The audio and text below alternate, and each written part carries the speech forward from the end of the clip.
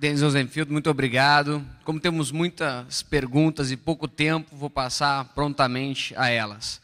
Primeira pergunta dirigida a Alberto Carlos Almeida. Atualmente vivemos num estado policial, com diversas escutas ilegais, com desrespeito à lei. Isso tudo viola o Estado de Direito, mas parece que a população brasileira aceita. Na cabeça do brasileiro, os fins justificam os meios? E quais as consequências que esse pensamento pode ter no longo prazo?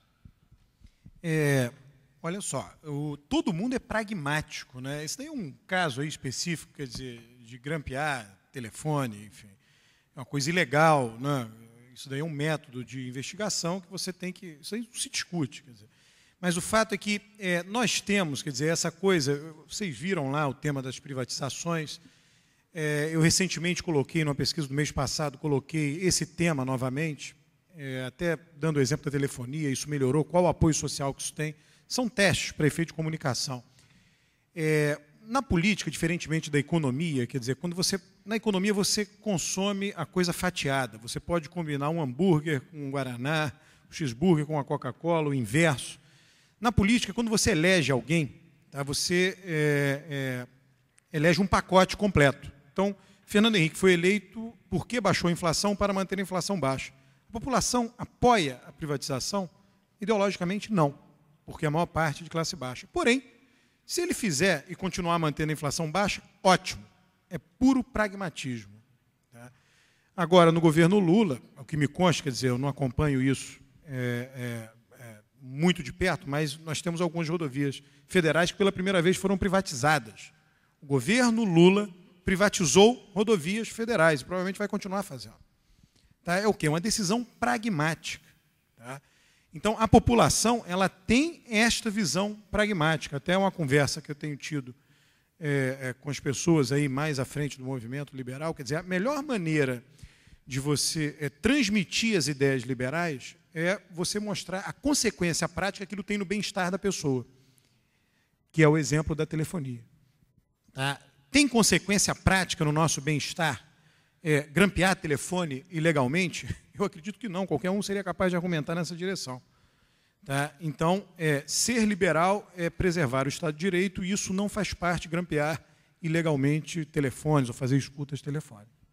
Muito obrigado, Alberto. Próxima pergunta dirigida ao Gustavo Franco.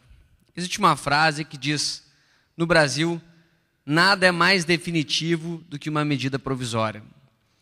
Essas intervenções provisórias, essas intervenções temporárias que são realizadas de forma reiterada, não podem gerar uma distorção no longo prazo? E cito o exemplo da crise internacional.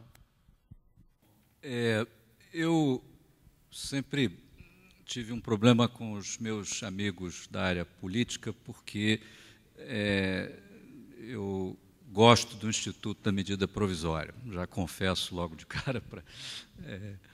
E, na verdade, eu tive uma experiência em Brasília, onde, eu diria muito simplesmente, se não tivéssemos o Instituto da Medida Provisória, nós até hoje estávamos com inflação de 40% ao mês.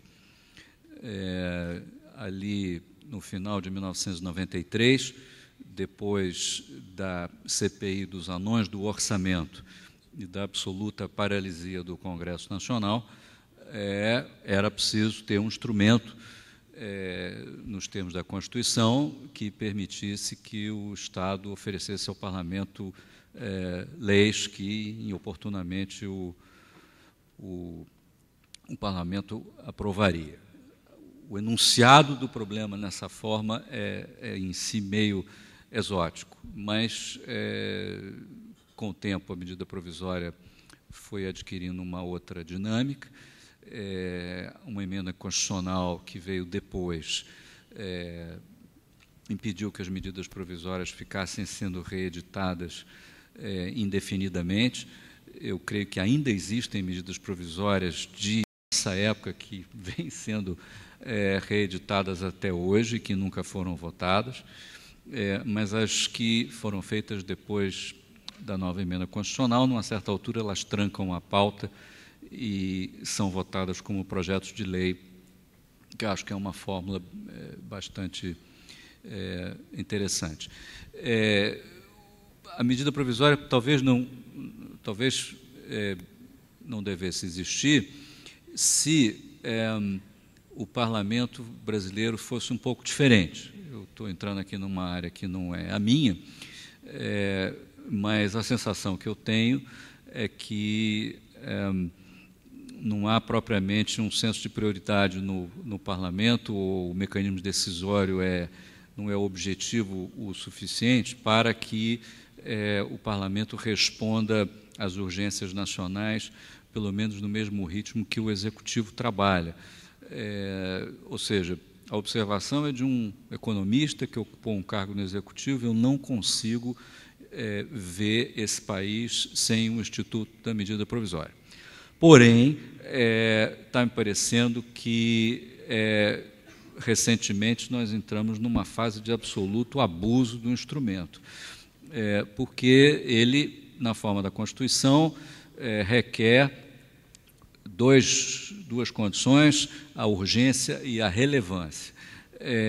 E hoje a gente não tem mais nenhuma instância que delibere, julgue no Congresso sobre a admissibilidade, sobre se as coisas são realmente urgentes ou relevantes nas medidas provisórias que vêm. E mais, a medida provisória que chega com uma ementa para tratar de um assunto, chega no Congresso com 5 artigos, o projeto de conversão é aprovado com 30 artigos, alterando toda espécie de lei, lá dentro da ideia de outras providências, nenhuma das quais urgentes, e aí, entendeu, distorce completamente o instrumento.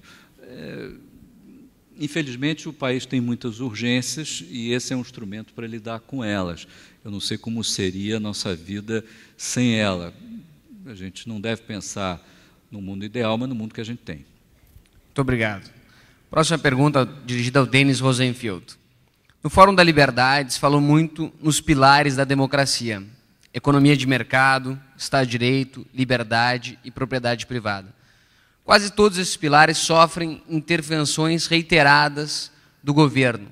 Isso seria uma forma de desvirtuar a democracia?